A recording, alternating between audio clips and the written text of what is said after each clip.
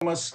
Um, I shall start by thank you all on behalf of the European Maritime Heritage to be with us today. And I'm particularly glad to see that we have at least two of my predecessors with us. One will be one of the speakers for today, Anders Berg, and David Morgan has also made to be with us, and it's very, very positive for me to see them with us. This is also part of the heritage, and we need to pay our respect to those who started this European Maritime Heritage years ago and brought to us this baton. Thank you for being with us as almost every day. Thank you, David. Thank you, Anders. Today, as you saw, we begin what we called the Maritime Heritage Talks. Basically, is nothing more than a series of web conferences or webinars, as we used to say these days, where we pursue three basic objectives. First is to promote the exchange of knowledge around topics that are very much in the field of the maritime heritage. I would even say within the field of maritime cultural heritage, because I feel that it's time for us to stress a little bit that there is no cultural heritage without the wet part of it being there. So you all have been involved for many years in our common cause, and basically this initiative is designed to promote, first of all, exchange of knowledge and experience, where these topics come to the table. A second very, very concrete objective is for us to learn from experts, and by doing so, to better inform the positions of our association.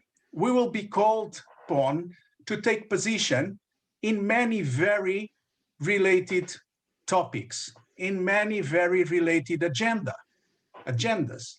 So we badly need to be prepared.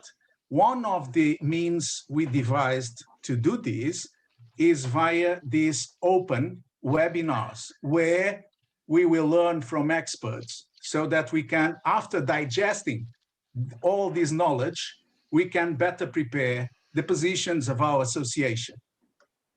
Last but not least, these webinars, the Maritime Heritage Talks, will always be open to the society in general. It's open wide. You don't need an invitation, you don't need even a passcode to get in.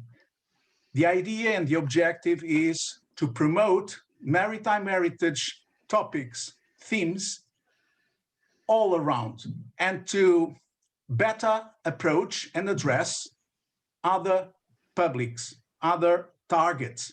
We badly need to get to the minds and hearts of people around, irrespective of their linkage with maritime heritage related issues on a daily basis. The topic that we have chosen for today, for this very first talk, is of utmost importance, as you all easily recognize. We will be talking about the international travel, the international sailing of traditional boats and historic ships when carrying 12 passengers on board. This is particularly important, and we will have the chance to learn where we are, the background of it, where we are, and possible ways to enhance the possibilities of historic vessels and traditional boat operators to travel across the seas. I have to remember that the sea is the natural place of freedom. So we will be talking a very, very important topic today. I cannot finish these short opening remarks without warmly thank the speakers. Ada Lombardo, who's our chair of the Safety Environmental Council, and also Anders Berg, one of our esteemed predecessors as president of the European Maritime Heritage. I mentioned him already together with David Morgan in the very same capacity as former presidents. Dear colleagues, esteemed predecessors, I wish I can do at least as good as you did in your office. Thank you for joining us. And now I would like to pass it over to Thomas again, who will be introducing the speakers in further detail, the topic, and will be the moderator of this session. Please enjoy and provide us your knowledge, experience, and views. Thank you. Thanks a lot. João, a slight correction. In the meantime, we have not less than 4 former presidents of EMH in the audience. We have Hendrik Boland and Per Jessing. Sorry, so, I you couldn't see know. that. Couldn't see that. It's my warm greetings to them as well, of course. It's even better than I could suppose. Yes, that it is. Thank you for joining. So I think introducing into the topic is easily done because it's not a new topic. It's something that haunts us since, you can say, since the very beginning of sailing on traditional ships in Europe. Everybody has these problems, and these problems have not been solved so far, which is obvious. We all know cases of ships being detained in foreign countries, and it is, as João said, it's a matter of principle whether we can really accept this, that we are not able to sail to neighboring countries just for legal reasons, to put it a bit bluntly. And that brings me to the first speaker, which is Anders Berg. Anders Berg, well, if you don't know him, you don't know EMH. I think Anders is EMH to some extent. And Anders is one of the, I would say, grandfathers, but maybe good godfathers of the MOU, the Memorandum of Understanding of Wilhelmshaven in 2005, which, in my opinion, and I think I'm not alone in this opinion, is the most single important success of EMH in the past. That EMH was always very successful and achieved a lot, but I think the MOU is something that is simply outstanding. That is my opinion. And it was the MOU was the first attempt, and a successful attempt, to at least solve a great part of the problem, which it does still today, until today. So Anders is not only a former president of EMH, he's also honorary president. So if the daily management board should go away, it would be him automatically to save EMH. So he's the born president. Anders, I hope that is enough for introduction, because I think everybody knows you, and I pass the floor to you, and I will now share the screen with your presentation, if that is okay. Okay. Dear friends, and special thanks for all your warm words, João and Thomas. I would like to go backwards. That's my my presentation today. So first, the background, where we all started, because the Swedish and even the Scandinavian situation was in the 1950s, that sail training with young people on board old wooden ships, 1 or 2 masted, operated by private organizations like scout groups and sail training schools, has been tradition in Sweden. Even carrying more than 12 people on board, we were not considered as passenger ships. We were formally restricted to national waters. Formally. It happened that we sailed to the Åland Islands without any problems. But still, from a formal point of view, it was a paradox. We were allowed to sail 50 nautical miles to Gotland, the island Gotland. Could be rough waters, but we were not allowed to sail to the island Bornholm, we could see from our home port, or from Helsingborg to Helsingør. That means 20 minutes by ferry. So in the 1980s, the Swedish Sailing Ship Association, which was established in 1976, were representing some 60 ships, and 20 of them to some degree operating as sail training ships. So the association was started talks with the Swedish Shipping Administration for the first time on a formal platform. And there we had to realize some facts. The two main things were that the main concern of the authority was safety, including equipment of the ship and the qualification of the crew and the number of the crew. And secondly, they informed us that were existing only 2 types of ships. You were a commercial ship or a pleasure ship. That means a yacht. The commercial ships were of 2 types, subtypes, cargo ships or passenger ships. Passenger ships had no certificates needed, but not more than 12 persons on board. We were very close to find a legal solution, a national solution, to invent a 3rd type. We introduced the wording traditional ships.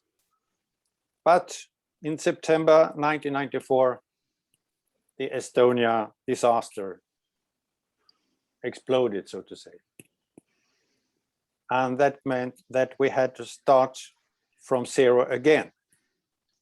There was a totally new shipping administration in Sweden, and they were very, very anxious about the level of safety. So we have to find a new start. So in order to solve our national problems, we had to go international. Even if we could obtain national certificates, we were not allowed to sail to our neighbor countries. So as a result of the big European meeting on traditional ships in Amsterdam, 1992, the EMH, at that time, the Common European Maritime Heritage Conference, was founded as a European umbrella for national organizations for traditional ships in operation. The main task of this organization was to find a legal combination of traditional and historic values on one hand, with current regulations of safe operation at sea on the other hand. But in order to sail internationally, we had to work out some sort of international certificates, and we could obtain that only by going to or approach the IMO in London. And we met the senior deputy director general, Tore Fossum, at that time.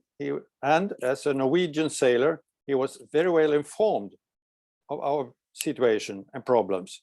But regretfully, he reported that no wooden ships accepted at all. Secondly, there was no acceptance for traditional ships or traditional sailing. Now, next page, Thomas. And there was no opening for ideas like paying crew to avoid the wording passengers. So we had to admit that the international solution was at that time closed. So we were back on square zero again. So we had to find a new way for the third time. And then we were expired by the port state control system and the structure behind it. So we elaborated the MOU model, the Memorandum of Understanding of Mutual Acceptance of National Certificates, country by country, administration by administration. But there were conditions, of course. The main condition is to accept national certificates. There must be a common minimum standard, safety standard, based on IMO conventions, STCW, and the ISM code. And we had to accept a limit to max 500 tons of the ships. But the key words were that lack of modern technology should be compensated for by operational measures to provide an equivalent level of safety without destroying the historical character of the ship. The question about definition of traditional ship, we found that it should be a matter of national concern, like the EU model about culture in general. But as a guideline, we elaborated the Barcelona Charter, a European Charter for the conservation of and restoration of traditional ships in operation. So the result turned out to be with the Memorandum of Understanding on Mutual Recognition of National Certificates for the safe operation of traditional ships in European waters and of certificates of competency for cruise and traditional ships. And the first version was launched in Wilhelmshaven in the year 2000 in connection with the World Exhibition at that time.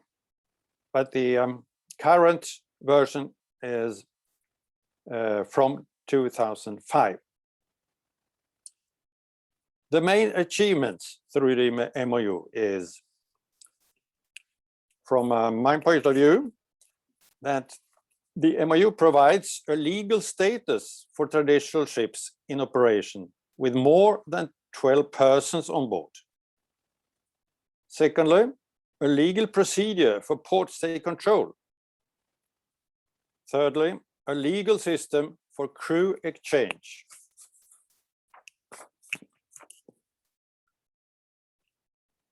A legal basis for day trips with passengers on board in connection with festivals, parades, and races in ports of call in the Annex 3. And an official recognition of the EMH policy to combine cultural values with modern safety standards. Please allow me to make my personal assessment. So according to my experience of struggling for the rights for traditional ships to exist and operate as such, I would ask for your attention to the MOU introduction text with the preamble. For the first time, our national authorities and the political system behind them officially have noted that the preservation and operation of traditional ships is of public interest. That means we are not considered as a group of odd private ship operators or yacht operators trying to escape from rules, from any rules. And they have noted that our vessels in the operation have proved to be safe, partly due to the work of EMH. Furthermore, they have recognized the values of promoting traditional skills and seamanship. And last, and that the ships may sail money in for the costs of maintenance and operation without being considered as commercial. So last, please accept my personal conclusions with EMH. So please, EMH, keep the initiative. I think that we obtained all this because we had an overview of facts. The national authorities, they were a bit afraid of asking the college, how do you solve this problem? How do you accept the traditional ships? Because they are professionally afraid of that. But we had, due to our networking, a full insight how things were settled in all the countries who were active in this operation. So please keep the initiative, always be some steps ahead of the rule makers. Secondly, inspire the MOU group of authorities to awareness of their responsibility for our common maritime heritage. And please examine the impact of new regulations on the operation of traditional ships. And last but not least, keep on working as a group of good friends devoted to an important mission of common interest. Good luck to you all. Thank you.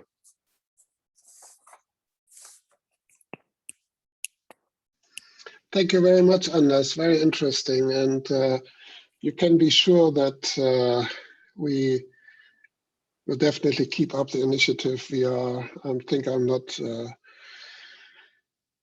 telling a secret that we are actually writing a white book on this issue to find the right strategy, how to move on and what to do. So this is certainly one of the, let's say, major issues for us for the next years to follow on. But let us now come to Hedda Lombardo. Hedda is the representative of the national Norwegian member in EMH. I can't pronounce the name of that organization. It's simply impossible. Hedda has a long history in working with maritime heritage, and she is the reason why she's talking here is mainly that she is the chairman of the Safety and Environmental Council in European Maritime Heritage. This topic of international sailing, which is of course directly linked to the question of ship safety, is attached to this council. So she is the one who will be leading the future attempts to solve these problems. Thank you, Hedda. Hello, everyone. Oh, well.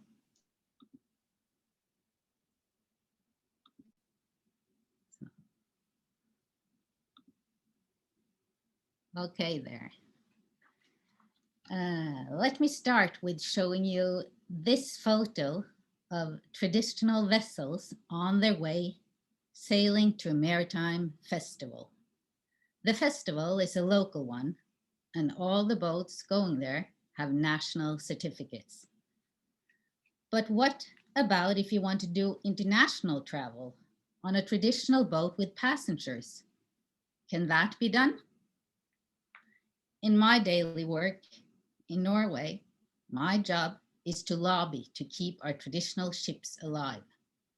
I work towards the authorities to adjust rules and regulations and to secure funding for traditional ships. In the European Maritime Heritage Association, I am the chairwoman for the Safety and Environment Council. In my presentation, I will tell you why we have traditional ships and challenges met in operating them, and how we can seek a way ahead.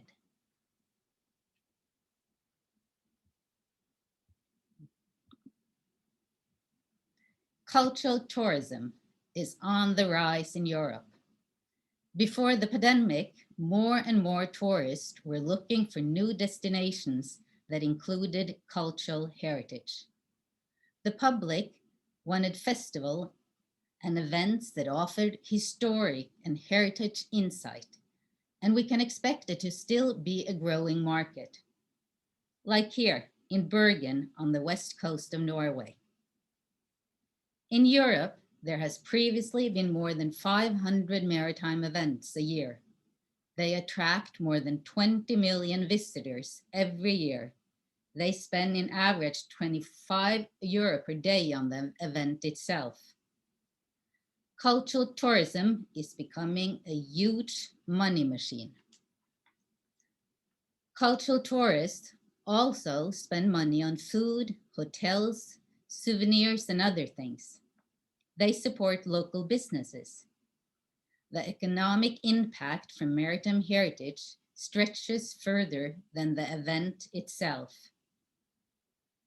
Even without a maritime festival, traditional ships attract attention. Tourists often seek out and experience maritime heritage by strolling along the docks and looking at boats. In addition, the ships themselves generate income from local craftsmen and suppliers. And craftsmanship is another issue. For instance, how many people today know traditional rope making like the man on the photo? Or put in other words, how many people today are interested in watching it done and learning about it? In order to keep traditional skills and techniques alive so we don't lose our historical heritage, we need to meet, learn, practice, and cross borders. This is also an economical issue and one that the public are willing to pay for. So why do we preserve and restore traditional vessels? First of all, to safeguard them as historical evidence and to keep alive traditional skills. Most often, this is done in the context of one particular civilization, like a country or a region, or for a group of people. Many types of boats are worth safeguarding, like a whaling boat from a previous era, or a steam-powered passenger vessel that was common in one certain time period. But you can also look at maritime heritage in a broader sense, that our traditional ships and craftsmanship create awareness of our common European maritime roots. We have to know about our past to understand who we are and where we are headed. Traditional ships create awareness of a common European identity. Traditional maritime skills are an endangered species. For example, the skill of operating a steam engine, traditional rope making, or traditional boat building. These skills will get lost if not handed over to coming generations. Therefore, recruitment is important to create interest in maritime heritage. This picture is from the schooner Svan, the Swan, where young people learn how to sail the traditional way. They also develop their social skills and team spirit. And it will give some an interest to pursue a career in maritime sector. All this shows us how important it is to keep our traditional ships alive. We need them to sail and we need them to cross borders. But what stops us? A traditional ship that wants to carry more than 12 passengers has to have a certificate. The reason is safety for the passengers. It is not enough with a national certificate to sail internationally in Europe. Even if comparable safety rules exist in the destination country, it is not allowed. In the past, this has led to several detentions of traditional vessels abroad. International voyages are regulated by SOLAS, Safety of Life at Sea, and apply to vessels with more than 12 passengers. But most traditional vessels cannot obtain SOLAS certificates due to that they were built a long time ago when the designs of the ships were different and therefore cannot meet modern standards. This can, for example, be sizes of door openings and thresholds or stability measures. If we change the way the ships were built to comply with the rules, they will lose their historical value. Instead, we have to use different measures to make sure they are just as safe. This is what national authorities that issue national certificates have done. Also, certificates issued in accordance with the requirements of the EU Passenger Directive cannot do international voyages, not even within the EU.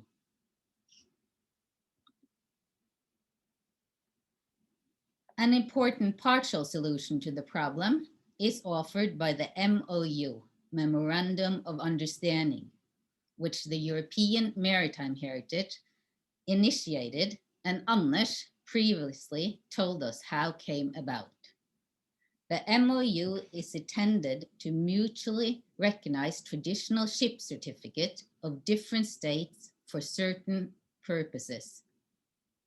First of all, this concerns vessels without passengers on board. Primarily, traditional sail training vessels with national certificates that have trainees and thus crew members and not passengers on board. In addition, the MOU always allows day trips with passengers at maritime events abroad. However, the MOU does not authorize international voyages with more than 12 passengers. Incidentally, the MOU only applies to a vessel for which an individual document of compliance has been drawn up. It does not apply generally to all traditional vessels. So, where does this leave us? We mostly have no traditional ships with SOLAS certificates. Traditional ships with certificates mostly have national certificates. We have the MOU, but it regulates ships with trainees and crew, and you cannot sail with more than 12 passengers. Our aim is to make it possible for traditional ships with a national certificate from one European country to sail to other European countries. The European Maritime Heritage wants to make sure that all traditional ships may cross borders, even though they can't hold SOLAS certificates because of the year they were built. They still sail with national certificates to preserve maritime heritage. In our opinion, a traditional ship can still be safe if they hold a national certificate. We do not want to destroy the historical value of traditional ships with rebuilding them so they can meet modern standards and rules. To make sure that traditional ships are not exempted from modern rules, we need to find equivalent safety measures that meet modern safety requirements. And very important, We do not want to endanger existing solutions, such as the MOU or other bilateral agreements that exist. There are also no objective reason for generally restricting national registered vessels to their immediate home country. In particular, no reason related to operational safety. Whether a traditional ship sails from Flensburg to Kiel or from Flensburg to Svendborg in Denmark is irrelevant from the point of view of ship safety. On the contrary, it would greatly support the European idea if there were an increased exchange of traditional ships, including those of tourist interest. The current obstacles are purely legal and formal, but not based on the consideration of ship safety. What possible solutions do we have, and how should we move ahead? Should we consider own SOLAS rules for traditional ships, or have exemptions for traditional ships in SOLAS? Should we have common EU standards for traditional ships, or mutual acceptance of national standards? Should we declare a common EU sea area, or expel Denmark from the EU? The last was a joke. And now I will leave the discussion to you. Thank you. Thank you, Hedda. But I think expelling Denmark from the EU could be a solution, because I think it was in Germany we call this the Denmark problem. But of course, this is a joke. But I think to draw a very short resume, it's quite easy. It's the what we have here is the fight of a rule of law against the rule of reason, because as Hedda said, there's no reasonable reason why these ships shouldn't sail internationally, but there are very convincing legal provisions that speak against that, and it's clear that normally these ships have to fulfill SOLAS, and on the other hand, it's clear that they cannot fulfill SOLAS, at least not most of them. So, what is the solution? Hedda presented some let's say theoretical approaches, which are very broad, starting from creating a special chapter in SOLAS and going down to a sort of extension of the existing MOU on the other end of the level. So there are really many opportunities and possibilities, which are all difficult, not easy to obtain. And I think this is a very good opportunity here today to discuss this. And I think with these words, I would like to open the discussion. And yeah, please, whoever wants to say something, wave the yellow or whatsoever. And no yellow hands so far.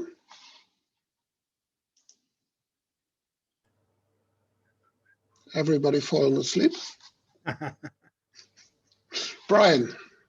Yeah, thank you, Thomas. Yeah, interestingly, must have been about 18 months ago, I was invited to a talk at the Guildhall in London by a guy called Michael Mainelli.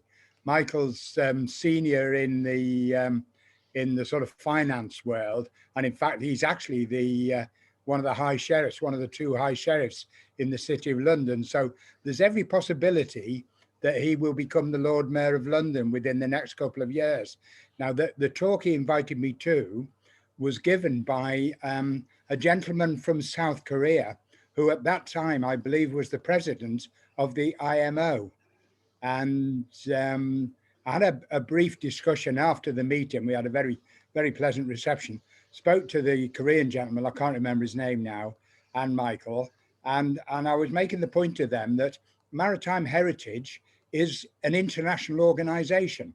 you know, it should be recognized. It's not just Europe. You know, we all have many contacts right across the other side of the world. I think the more we build up the, you know, the concept of the international brethren of maritime heritage, the more we're going to be able to make the point to the EU and all individual country governments that we are a force to be reckoned with. And I think it would be worthwhile us establishing strong links with other countries, you know, with America, with Japan, you know, right across the world, to establish this sort of international maritime heritage community. You know, the more we do that, the more we're going to be able to demonstrate to governments that, you know, we are cross-border. You know, we exist as an international community. I think that's one way that we could achieve quite a lot. Thanks, Thomas.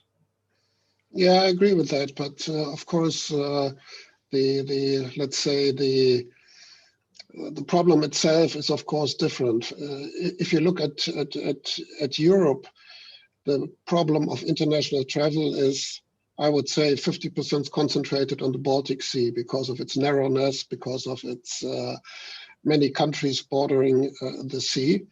And it's not really a common problem in the southern countries, in Spain or in France, as far as I know. And I once raised this point at an ICMM meeting in the US, and everybody looked at me as if I was speaking Chinese, because they don't have this problem. America is so big, it doesn't matter. They're not going to Canada or to Mexico from where they were. So I fully agree that we have to connect with everybody in the world, but we also have to be aware that for many people, for many operators of traditional ships, this is not a burning problem as it is for us. But I was amazed, Thomas, if I might just add a bit. I went on board the Utrecht, the replica Dutch frigate from about the 16th or 17th century, and it was just before we were organising the big Dutch event on the Medway in Kent, in the UK, and I invited the skipper and owner to bring the Utrecht over, and he explained to me that he wasn't allowed. If he applied for the authority to be able to leave Dutch waters, it would cost him so much money. He just would not be able to. He wouldn't be able to stay in business. And you know, the fact. I mean, that was a replica rather than an historic vessel, but I still feel that we could achieve a lot by demonstrating. You know, it may not be a common problem, Thomas, but it certainly would help to explain the common interest and make Europe, make it international. I mean, modern shipping, obviously, like all industries, is completely international these days, and I think the same thing can apply to maritime heritage. It's a way to go, anyway. I fully agree, and we also have a listener from Australia here today, so it's an international problem. Sergio, I think you wanted to say something. I saw your hand. Yes, indeed. Well, first of all, this is my first meeting with you, and I'm very happy to become on board this ship. Well, in respect to this problem we have about Solas, I would like to share my background with you and my experience, so that you can have a better understanding about my views and my position. I'm a naval architect by trade, and I was with the Portuguese Navy for 21 years. I still remember the old days when I joined the Navy and I went on board Sagres, the tall ship, as a Navy cadet, and we were climbing the masts without any harnesses or any safety measures. Those were long years ago, and after I became a naval architect, I was involved with an accident. A crew member of this tall ship, Sagres, fell down from the mast and died. It was an unfortunate episode. And afterwards, we were asked to have a discussion with the family lawyer and the public court representative, and we were forced to come to a collegiate decision. And the decision was to install basically safety lines on all the masts and to improve safety on board. And I think that in complement with those safety measures, we can also have these electronic tracking features embedded in the life vests and the equipment that can be used to retrieve people that may fall overboard. And there are many technological advances that should be used to improve safety in this kind of traditional vessels. The other thing I believe it's important is to avoid to look at these traditional vessels as passenger vessels. So all the people on board should be considered either as crew members or trainees or cadets, so that we don't feel in this group of, or in this category of ships as transportation or cruise ships or ships intended to transport persons. If we follow this orientation, then we can ask for exception to comply with SOLAS. And I would like to also learn from you what kind of requirements are used, are applicable, or are applied in Denmark or in Sweden, for example, when you issue those national certificates. Thank you. So may I just bluntly ask you back, because you are an expert, obviously. Do you think that we have a general safety problem in with our traditional ships? Do you think there is a general problem with the safety of the ships or not? I believe there is. We might have safety issues that need to be improved in terms of installing safety lines in the masts in order to prevent those marine accidents and to prevent these safety problems. Mm-hmm. Also, we should improve the individual equipment that we use nowadays, particularly on board those traditional vessels where fall down overboard is more likely to occur than in comparison with other vessels.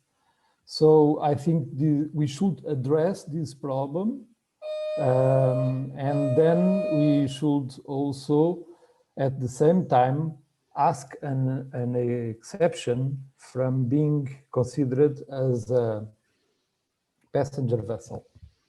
This is my it's very interesting. Yeah, well, the problem is also that safety is not an absolute standard. Safety standards are changing, of course, and increasing all over the world and in all sectors. And that is, of course, something we have to follow up.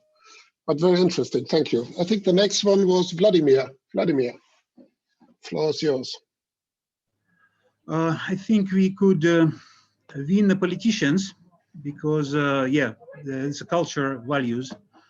our sailing ships and traditional ships are culture values. So politicians would be on our side, and they would be able to accept the rules, separate set of rules for traditional vessels.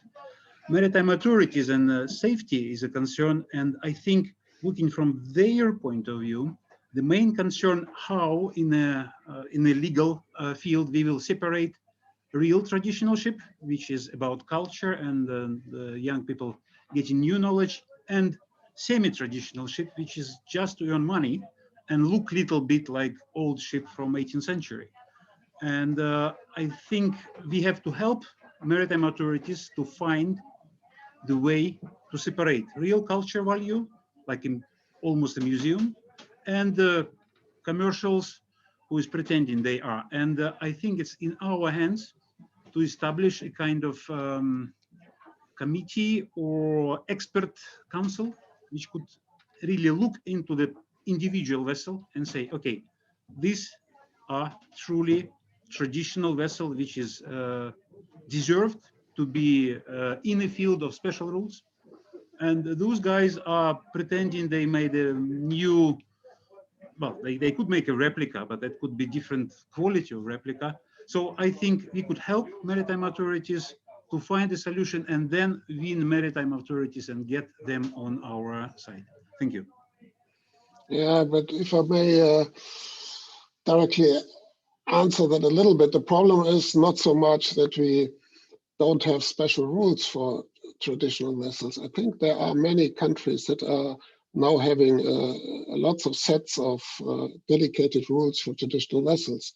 The problem is that they are not accepted internationally. But if you look at Sweden, for example, or Norway, or Denmark, or Germany, or other countries, you have a special set of rules for traditional vessels. The problem I see if we start creating a committee that decides about what is a historical vessel or not, we are opening Pandora's box, because until today, these decisions, what is a historical vessel, are made by the relevant authorities, whoever that may be in the nation states. And I think one of the very good principles of the MOU is that we mutually respect this decision the other countries have taken. So in principle, I agree what you say, that they need help and that it is important to have a special set of rules. But I think in many countries, this is already there, this special set of rules. So for the international travel, I think we need a different approach. Well, maybe not, I'm not sure. I've been sitting in these meetings with the MOU committee, which is a committee that is dealing how to develop the MOU. And this will certainly be an issue for this committee. So yes, I agree. And they are going exactly in that direction, which I find a bit frightening, I must say. But they are going exactly in that direction. Gerd, that's you now, the next one. Sorry. Yeah, good afternoon from Kiel. I would like to pick up a point which Gunnar appeal made by the chat, and Sergio also stressed a little bit, and this is about guests and trainees. I think that this is something which has, especially in Germany, not the same importance anymore as it has had in the past. We are now not only talking about trainees, and I think the whole situation has changed a little bit in the past, because we have also older or even old people on board, and it's very difficult to call them trainees anymore. It's not just the school class which is sailing with us abroad. And the subject of handicap is also in that respect of importance, I think. So if we talk to the political people, I think it's we have to stress out that it's the crew plus some people on board, and the training of the crew is, this is my experience, the most important thing. If the crew is trained, you can manage the people. If the crew is not trained, you can have trainees on board as much as and as good as they are. it will not work in a critical situation. Thank you.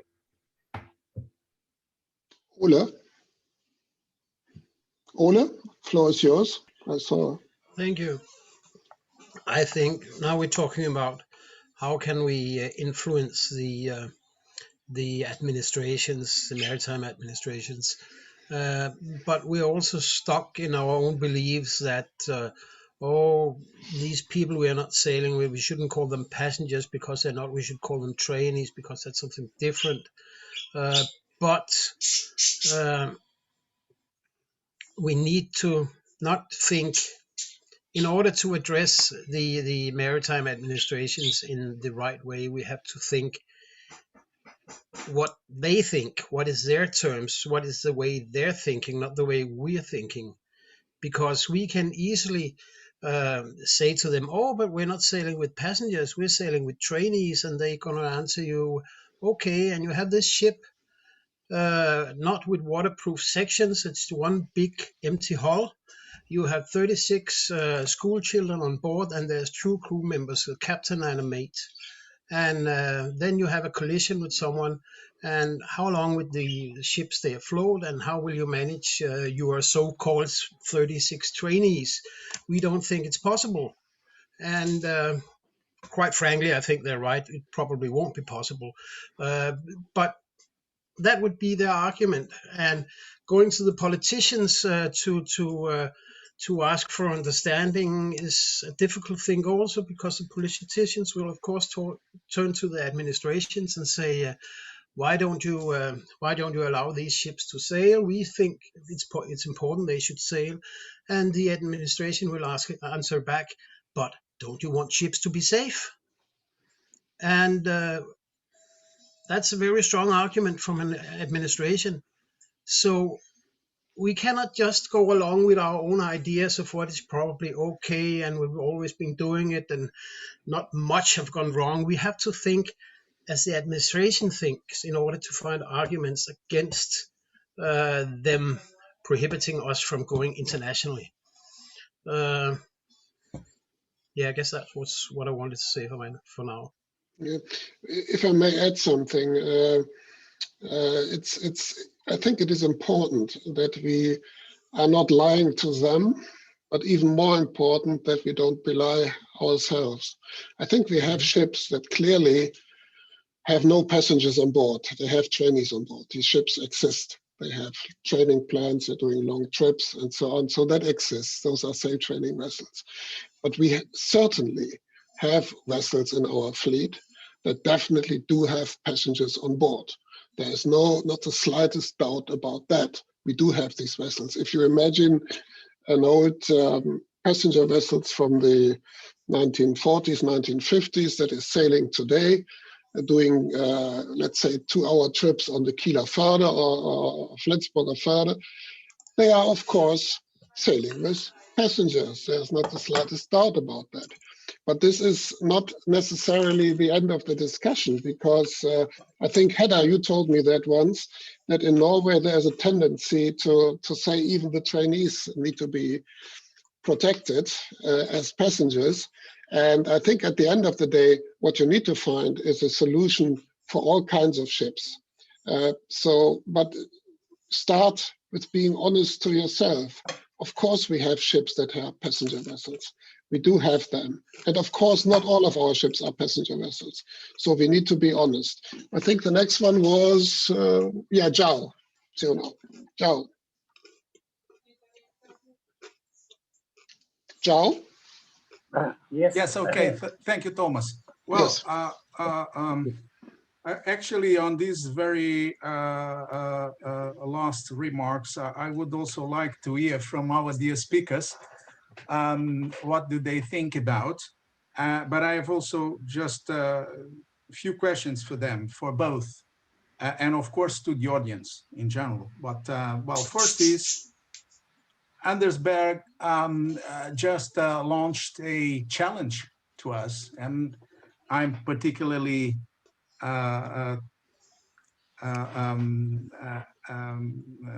aware of the need to keep the initiative.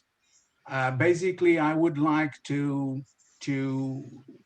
ask him which kind of practical measures would he suggest us right now to take so that we keep the initiative. I fully agree that we need to keep the initiative. We'll be as much heard as we are able to inform our position. That's why, well, I have another question for both speakers. Do you see, how do you see ourselves ready to inform our position before organizations like IMO or the EU? I ask because along the last years, the EMH has developed a considerable expertise in terms of safety and environmental related issues, well, relating to the operation of traditional boats and historic vessels.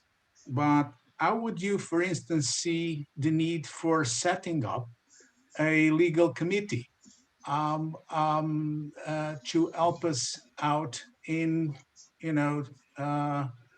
building the case to address these international organizations? Because there is for sure one technical aspect or one technical aspect of the issue, but there is for sure a legal one as well. So these are basically the two questions for the time being, and I would like very much to comment on the latest interventions from our audience. Thank you.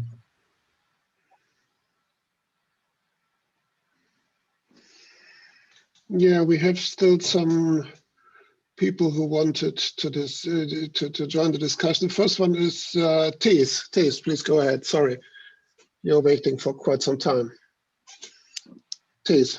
Yeah, thank you. Just had to unmute. Thank you all for the interesting presentation, and I was deeply impressed by the last sentence of Hedda to exclude Denmark from the EU. That is, of course, not the solution, but I think we have to take, or EMH has to take Denmark somewhere where they allow meetings and allow international traffic on Danish waters, like the STA race in Aarhus and like Fyn Rundt, where smaller ships like the one I'm sailing with can participate with less than 12 people, but also larger ship like schooner number 5 when it was afloat. Also participated in Fyn Rundt and was able to sail on Danish waters and was not chased by Danish authorities.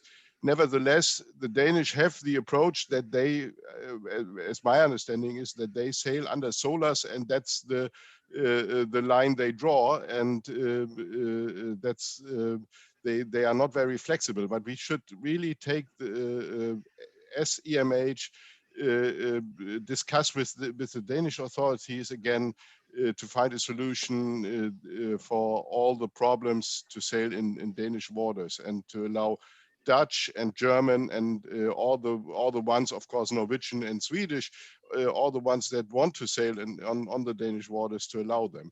Because I understand also from the Atlantic that between UK and France, Portugal and Spain, there's not such a problem, and the people with or the ships with young people sail in the Atlantic with the exchange programs, and it's not a problem. They behave like normal ships, and we, of course, we can bring crew lists into Danish authorities. It's of course a lot of paperwork, but we can fulfill all the things. But why are we chased that much in Denmark? Well, that's maybe because they own the most beautiful part of the Baltic Sea, and everybody goes there. I think that is part of for me, that is a part of the explanation. This is really a culminating point. Everybody goes to Denmark, and this is not so much, for example, a problem in Sweden. because there are not so many ships going to Sweden.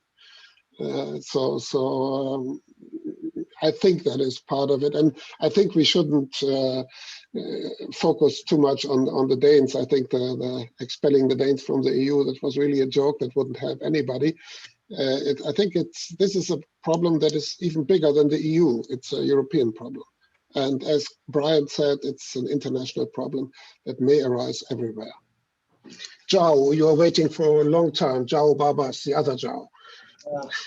Yes, I would like just to review all the work that has been done during the last 20 years by EMH. Can you tell me how many countries signed the MAU? Anders, how many? I think it's 10, around 10. Is that correct? Anders? I haven't got the last information about that, but it has been 10. If somebody has entered during the last years, I don't know. Lithuania had entered, so then it's 11. Okay, then why you don't pursue this this clue? Why you don't continue to work on MAU?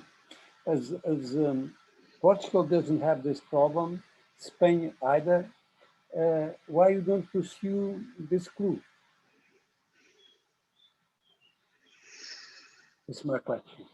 Yeah, it's a good question. It's one of the possibilities. You have seen there are 5, 6, 7 possibilities we can follow up. And this is certainly one of the possibilities. It's one of the problems with the MOU is that it has a relatively low legal standard. So it's easy to abandon it. It's not like SOLAS, it's not like EU law, it's just an agreement between governments. So that is one of the problems. And that showed very clearly that in 2007, Denmark pulled out of the Annex 3, I think it was, and said, okay, no, we are not accepting visiting ships to festivals. So that they can do that just unilaterally by sending you a letter and saying, hey, we are out. So that is one of the problems, but it is certainly a possibility, and maybe it's the best option we have. Yes, maybe. You know what? When I present to Portugal authorities the MAU to sign, you know what they told me? They told me, why you need to sign? We are already doing that. Oh. So I lost a bit the order. So many people. I think Ole, you wanted to talk again? Is that correct? I think the idea of expelling Denmark from the EU is not such a bad idea. But, well, if not from the EU, then I think we should actually keep the Danish administration out of the discussions of how to go forward, because I believe the only way to make them comply with us is to make some arrangements with the countries which are willing to make arrangements with us, and then when you have maybe 5, 6, 7, 10 countries in Europe to whom this is not a problem, and they have solved it, and they have made maybe some written agreements, then you can go back to the Danish administration and say, look, when this is possible in all the other countries, it must be possible in Denmark also. But don't start with Denmark, because then you won't get any further in any time. That's one thing. The other thing is, I don't think it will be possible to make one solution for all ships. The trade we're doing is so diverse. Some countries, the ships are focused on day cruises and dinner cruises. In other countries, they're focused on like school trips and with young kids, and in other countries again they're focused on going on touristic trips for a week or 2 weeks or whatever. We're all doing very different trades, and I don't think it will be possible to include all these different trades into one agreement. we must work on several agreements and or several different approaches to what can be done for this group of ships and for that group of ships and so on. Thank you.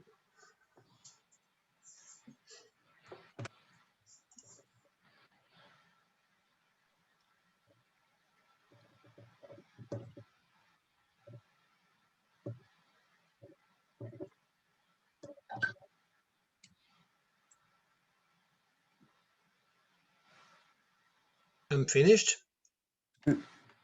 Thomas, you are mute.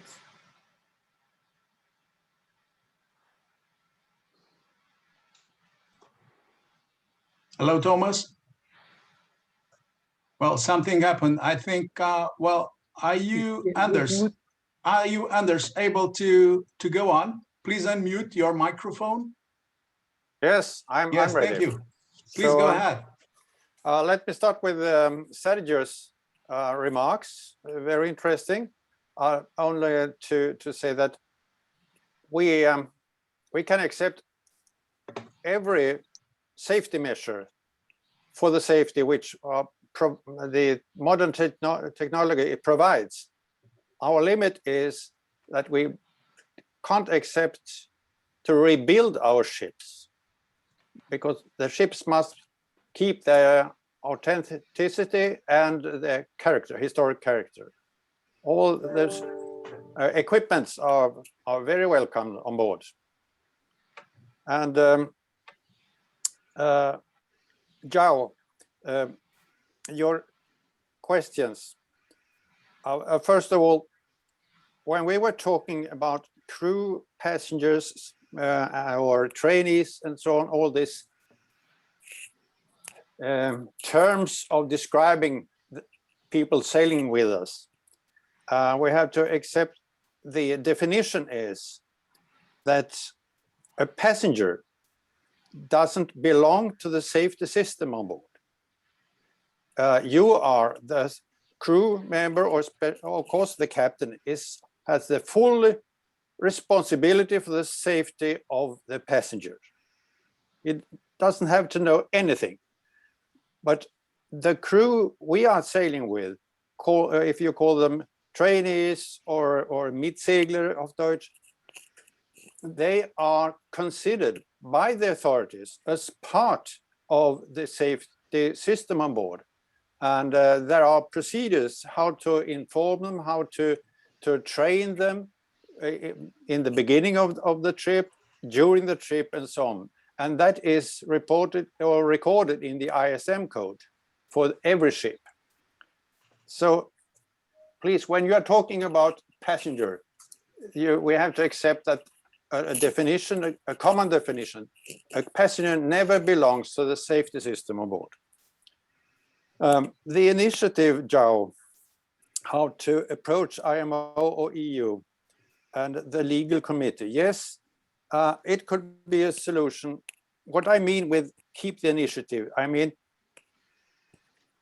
first step, gather as much information about the national solutions, national traditions, or existing ways how the ships, under which the ships are sailing. And so that you can make an overview, because the administrations, they don't have this overview. Because thanks to or due to our networking, and we are friends, we can frankly tell each other what are our problems, what are the possibilities, under which conditions are we sailing. And of course, a legal committee could be the body responsible for in the first phase to collect and gather all this information, how to examine it in a legal way, how to combine it with existing rules in some countries or in one country, or where can we, as Ole said, where can we maneuver? Where is our maneuvering field? And approach friendly thinking countries. And talking about Denmark, I have to say that Denmark at that time when we started, the maritime authority was, the head was Mr. Christiansen. He was very helpful to when we were born. He introduced us to the IMO in London. He introduced us and our idea, but he was, he left the board and he left his office, and Ole can the history about this. But Denmark was in the start, in German, the Hebamme, he helped us to be born, really. So, and last, could a solution be the memorandum of understanding exclude the word, as Hedda said, passenger, but still most of the ships, they have national passenger certificates. Otherwise, we couldn't sail with passengers during Rostock week or sail Rostock. So could it be possible to reach, like Ole said, to some countries accept the mutual acceptance of the national passengers certificates, perhaps reducing the amount of people sailing on deck or below deck and so on. But perhaps it could be a way forward to try to reach the acceptance by some countries, neighbor countries, that the existing national passenger certificates could be used to some extent when we are sailing in Germany or in Poland, it's okay, or Denmark perhaps, or in Holland. So that could be an opening. That's my positive idea. Thank you. Paul, you're waiting for such a long time. I'm sorry. Paul van Ommen. Hi, thanks. Can you hear me? Yes. Good. Hi there, guys. It's really good to hear you talking, and it's really funny too, in a way. Since we're among friends, and like is mentioned a couple of times, I'm going to be blunt. I'm going to live up to my reputation of being a Dutch cowboy, like Ule's living up to his reputation as a bully Dane. So let me be blunt. You all, to me, I mean, listening to your conversations, are a bunch of lawyers, and the suggestion to set up another legal committee to approach Ule's suggestion, to approach the civil servants and all these maritime departments, transportation departments and stuff, and discuss them on their own ground. We've been trying this for I don't know how many years, and we can't agree on the definition of a passenger, nor can all these member states. I mean, I listened to the definition of a passenger Anders just gave me. I mean, I've got a completely different sort of interpretation of what a passenger is. We don't agree on a lot of things when it comes to legal terms. We've been trying this game for I don't know how many years. It didn't bring us anything. So just for argument's sake, I would try to suggest a completely different route.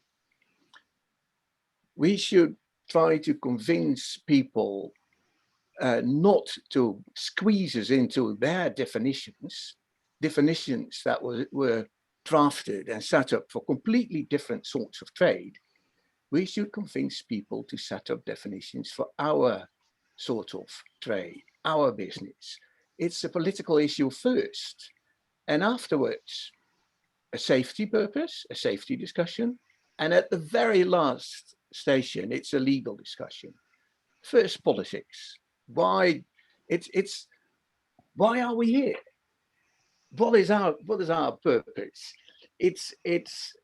We have a story to tell. We've got beautiful ships, and instead of meeting these lawyers in their marble buildings, we should invite politicians on our ships and get some sparks flying, and then send them back to their parliaments to draft beautiful new rules and put lawyers and people to work.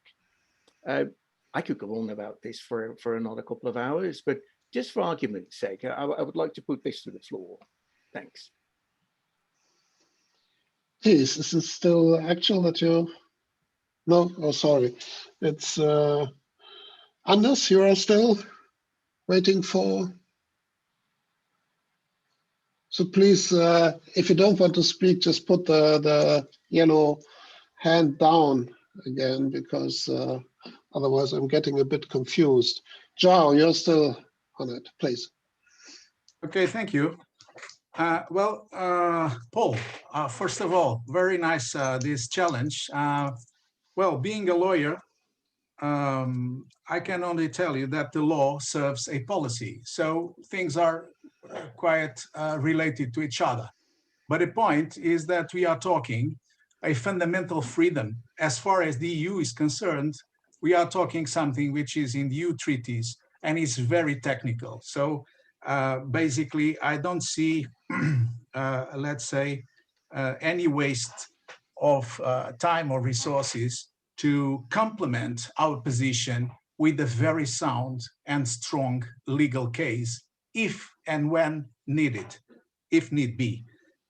Well, having said that, I think I'm much more concerned with something else that came out of the very nice discussion.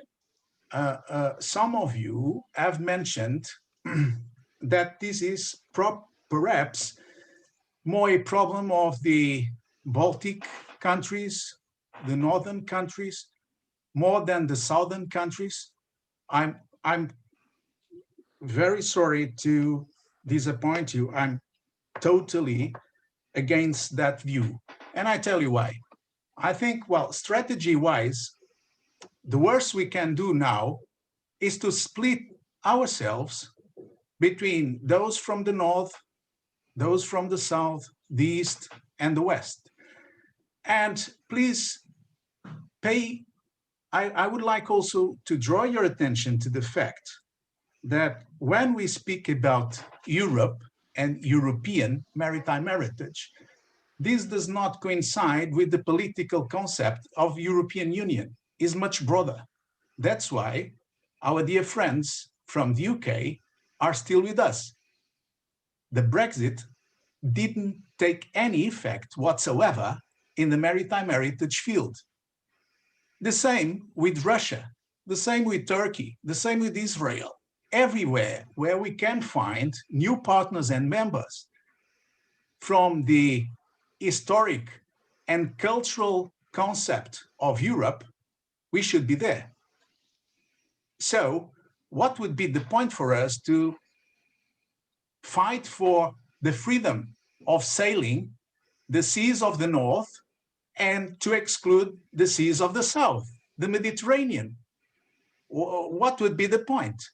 Basically, we are talking about a very fundamental freedom, and this is very much related to the concept of sailing throughout the seas. And basically, I think strategy-wise, we should not split ourselves. I very much agree with very many points that you shared, for instance, about addressing country by country to see what are their rules, what are the obstacles. Okay, I think we should mix all these elements in one common and with a common strategy and to move forward. I have also to comment on a very interesting suggestion made by Ole. If I got it right, he said, we may perhaps consider, or we should perhaps consider, not to go only for a sort of an holistic approach as far as traditional boats and historic vessels are concerned, but rather to try and approach authorities by specific groups of vessels. And I think this is a very wise suggestion, if I may say, because if you go to the IMO or the EU with all traditional ships in our luggage, we may eventually face some more difficulties. But okay, my most important comment and point for the time being is that, in my view, the spirit of EMH shouldn't allow us to split up this topic in geographical areas, north, south, east, west. I think we can all live together with the EU, with Europe that goes beyond the EU, and there, if we keep united, we'll be stronger for sure, and in the benefit of everyone. Thank you. Thank you. That was almost a very good conclusion. But no, we have nobody else who wants to participate. Yes, no, not you. No, Vladimir, yes, you again, please. You have to unmute, Vladimir. Vladimir. I'm sorry, I missed part of the discussion because I had to make a jibe and return to the coast. Otherwise, I lose communication.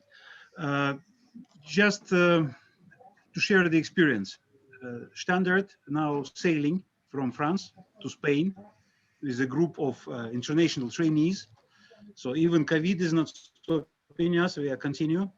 I would like to share what we achieve and how Russian sail training vessel Standard is sailing even in these times.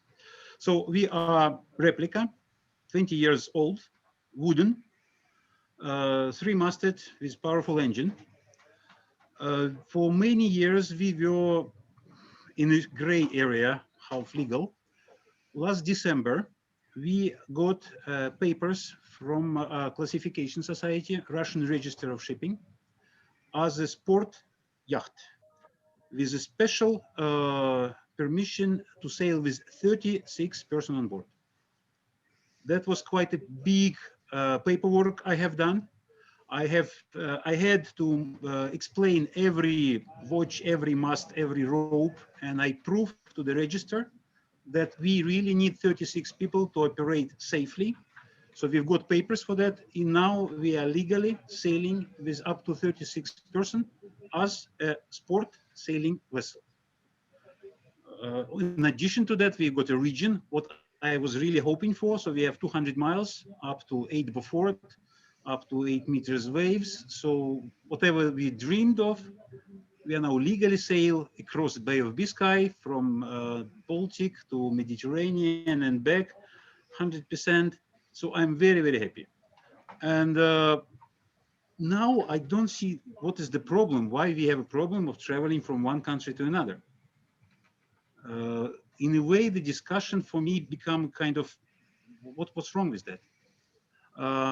We were spending quite a long time in France, in La Rochelle, and the port authorities were treating us extremely well. They, on their own initiative, offer us to promote us as a professional sail training facility and organization. So we have visitors, we have trainees, we were able to sail with guests for 3.5 hours. But what's, I think, very important to really have a difference, sailing with passengers who has a glass of beer on deck and sailing with people who want to learn about sailing. However, we are doing 3 hours sailing, but we do not allow alcohol. We have half an hour, let them all up on the top of the mast. So they really learning. So we are fair training, not entertainment. So when we do in this fair way, we have good support from French authorities.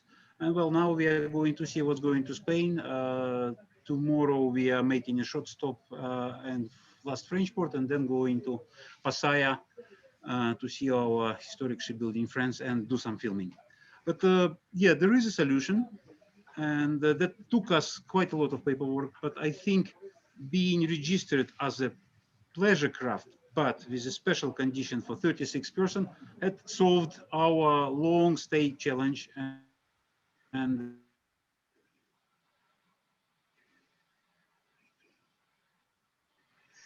you should second shore, Vladimir. No, he's too far away from the coast. That's how we are operating now. And thank you very much for your attention. Just want to share one of the possible.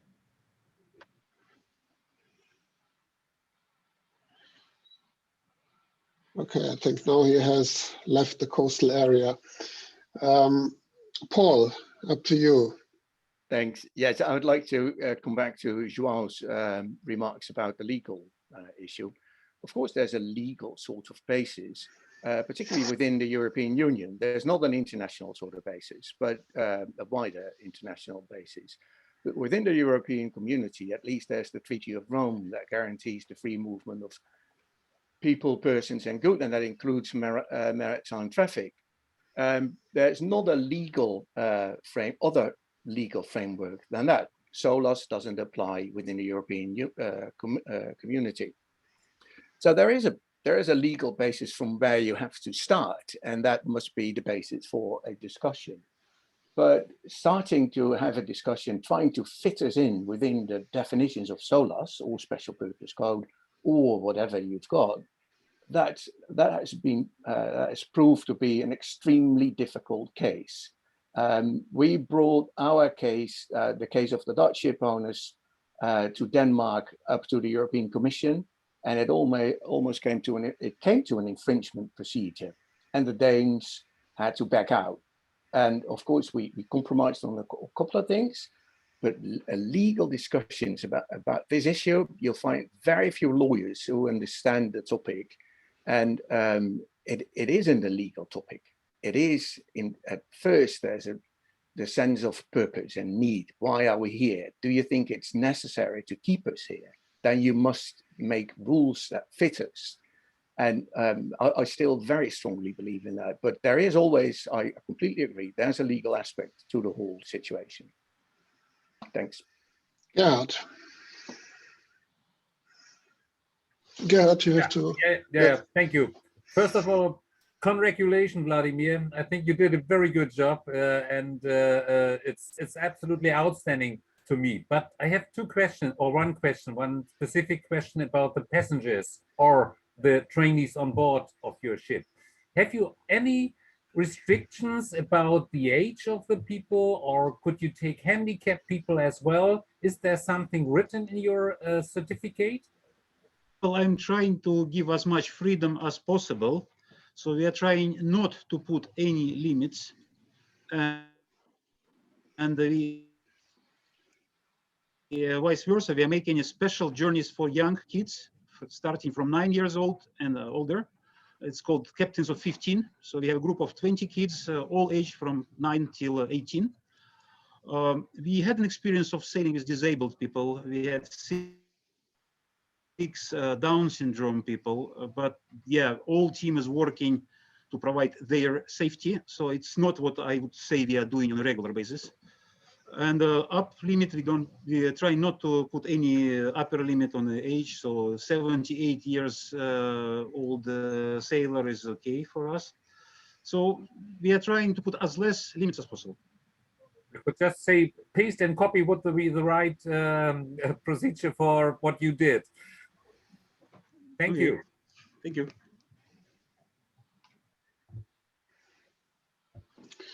So far, if I see it correctly, this was the last contribution. Nobody else is waving. And given the time, I would say this is the last possibility if you wish to speak. I think it was a very lively discussion. I liked it very much. And what I can say from the DMB, from the Daily Management Board, is that we are committed to follow up. We are already have drafted a white book on exactly this issue. First of all, for internal purposes, so we can see what is the best way forward, or which are the best ways forward. Must not only be one, can be several ways that we can might move on. So the next step after that would be, because I think Ole mentioned that, and that is a very good point. If we want to convince other authorities that they accept our rules, or there's a mutual agreement on accepting these rules, we need to convince them, and convincing them is only possible if we have a very strong knowledge about what is going on in other countries. And even though we are really, we are well represented in many European countries, I'm quite sure we don't have, we are not at the bottom yet at this point, because this is a very, very challenging task to learn about how other countries certify their traditional ships, how what they really asks for a certificate as a traditional vessel and what the consequences are. The consequences are completely different. In some countries you can sail commercially, in others you can't. So I think the next step is then that we really have to do a lot of, let's say, field work, which is something that I feel we can't do without help in EMH. So the idea is to use the idea how to move on with these topics. We want to make or we are thinking about making an application for funding under the Creative Europe project of the EU. First of all, to do a field research about how the rules are in specific countries, how we can compare them with each other. And at the end of the day, if we, and I'm quite sure we will, at the end of the day, we will gain a lot of arguments from this research that we can say, okay, these are really comparable certificates. The standard of safety is comparable. Of course, it's not always the same, but the ships are not the same. There are countries that are having wooden ships, other countries have iron ships, other countries have a mixed fleet whatsoever. Others, like the Norwegians, have lots of former freighters, former cargo ships, bigger ships. So at the end of the day, I think this field research will be, on the one hand, very interesting, but on the other hand, I think it will help us a lot. It will help us a lot to convince maybe other authorities, maybe the EU Commission, maybe the MOU committee, whoever is involved or may be involved, that we really need a system under which each or most certificates are accepted mutually. And that is, I think, that is, we are not quite sure, and nobody of us is really sure what the right way is, nor have we found the right way yet, how to achieve that. But I think at the aim, we all agree, a mutual agreement of safety rules in all European countries. And that, of course, goes wider than the EU. And that is exactly what the MOU says. The MOU is about the mutual acceptance of certificates. And that's why the MOU is so important. And because it really was the first step in the right direction. And yeah, I think we have to follow the example of Anders and his colleagues. It was, of course, not Anders alone. There were many people involved at that time, but I think that is the way we have to move on.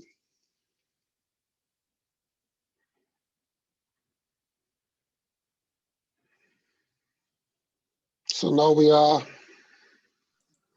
as the host of this. I'd like to salute you. I have to leave. Take care, all of you. Have a good time. Bye-bye. Bye-bye, Nicholas.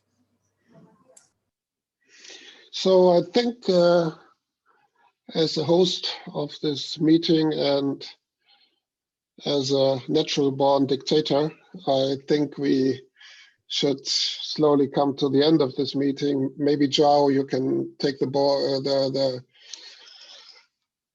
again to explain a little bit about the next steps of the Maritime Heritage Talks. João? Okay, thank you, Thomas. Well, I found the discussion very interesting.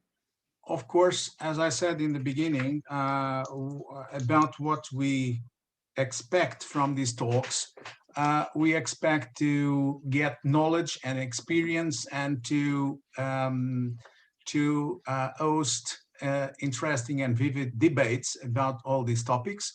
But of course, the homework is there to be done in the aftermath of these very fruitful discussions. So we have to structure our work better. And by the way, as an overall wrap-up conclusion about this session, I would say that I think we have the challenge to keep united from north to south, from east to west. I think we should not discard any expertise whatsoever. Everybody should be welcome if we are to build a very strong case. We just saw this experience from Vladimir, completely out of the box, let's say. So it's very, very positive that we keep on exchanging and learning with each other. And I think in that, we are all in agreement. We are also in agreement that every time we speak about Europe and European, we are much broader than the EU boundaries. And finally, I think to be heard as all of you deserve, we need to do a couple of things to regain our own space in the international agenda of cultural heritage. And I would like to finish exactly where I started. Maritime heritage is almost out of all key papers, policy papers, recent policy papers done by organizations like the EU or even the UNESCO. And that's an historic reason, because almost everybody is really focusing on the underwater heritage because of the UNESCO Convention. Nothing against, of course. It's also part of the maritime heritage, but it's far from being representative of the whole maritime heritage reality, be it tangible and intangible. It's really a lot to discuss and to do. So the more we can keep united, the more we can keep inclusive, the more we can keep open to other contributions, the more we'll be heard by national authorities and other partners. So a final quick remark to tell you that we will have the next talk on the Latin sail. There's an application under preparation by our friends in Catalonia. I see Per Alemani with us. Nice to see you. Is the most recent member that has joined EMH a couple of months ago. I would like to greet them as well. And we will have a very interesting topic about how to apply for the UNESCO World Heritage recognition of the Latin sail. We will have a very interesting talk about what the Latin sail is all about from an historic point of view, and today, what is going on with the Latin sail. This will be, Thomas, correct me if I'm wrong, on the coming 26th of April, is it? 29th of April. Oh, sorry, 29th. The information, sorry for that. The information is also already on our website. And well, last word to thank you all for your invaluable contributions. And from our side, Thomas has already mentioned it, our commitment is to keep on moving as suggested by Anders. So see you soon and Godspeed. Thank you. See you soon. See you all. The next. Bye.